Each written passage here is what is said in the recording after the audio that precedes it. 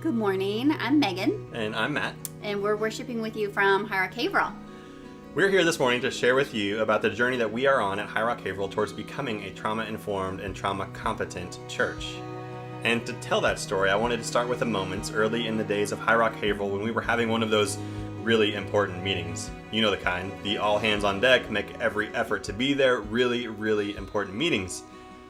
Translation, we wanted all of the adults to be there, but not necessarily any of our 20 bajillion kids. Solution, we asked a few loving, caring people to watch all of our children while we stayed downstairs to engage in the important stuff. So downstairs that morning, things went great. However, upstairs, it didn't go quite so well. Imagine it from the perspective of one of our young children. This is all new stuff. You're with new people at a new time, doing new activities. These new people are decent, loving human beings, but they're unfamiliar to you. So it's disorienting. Your anxiety rises, you feel stressed, the space no longer feels safe to you. So you go into survival mode, triggering all of your coping mechanisms. And the adults who are there to take care of you that morning don't know about your coping mechanisms. They try to reassure you, they try to get you to sit on the mat with the other kids, but unknowingly, their help actually feeds your insecurities and it accelerates your stress response.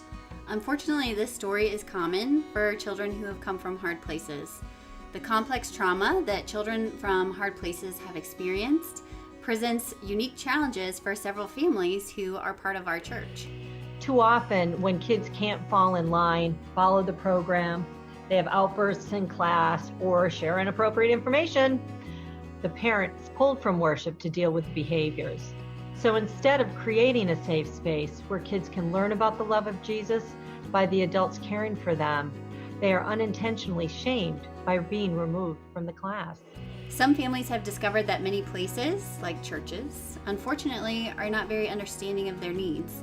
Our community needs more safe places. And as a church, we wanted to change that story.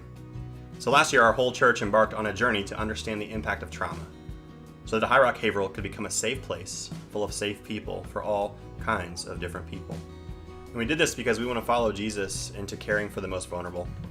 As followers of Christ, the gospel calls us to move towards those in need at great cost to ourselves. Not because we're better by any means, but because we too are broken and also have great need.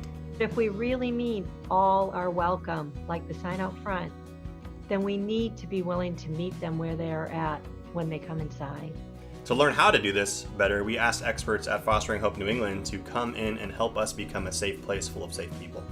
We're learning that this won't just impact Kids Rock or Summer Blast, but it impacts every aspect of our church. Sermons, songs, spaces, faces, the food we serve and when we serve it. We're learning that we need to rethink everything through the lens of care. If we can learn to be a more compassionate church, we will become a safer place, not just for children, but a safer place for everyone. War veterans, immigrants, children of divorce, victims of unjust systems, racism, and abuse. At Highrock Haverhill, we're committed to becoming a trauma-informed church, a trauma-competent church, a place where real healing can happen. And that's because we believe that our church here in Haverhill should be the safest place in our whole city. Of course, we're not there yet, but we are taking deliberate steps. One step happened last February when Jonathan Reed from Fostering Hope came to our church to teach us on a Sunday morning about the impact of trauma. It was an all hands on deck, make every effort to be there kind of conversation. But this time, instead of outsourcing our childcare to loving but unfamiliar people, we decided that the 3 people in our church with the most relational connection to our 20 bajillion children would be those who would serve in Kids Rock that day. In word and in deed, we told our children, you are loved, you are safe here, this is your church, this is your family, you are more important to us than anything that happens downstairs. We're excited and we're humbled to be on this specific journey towards becoming a safe place, full of safe people for all people.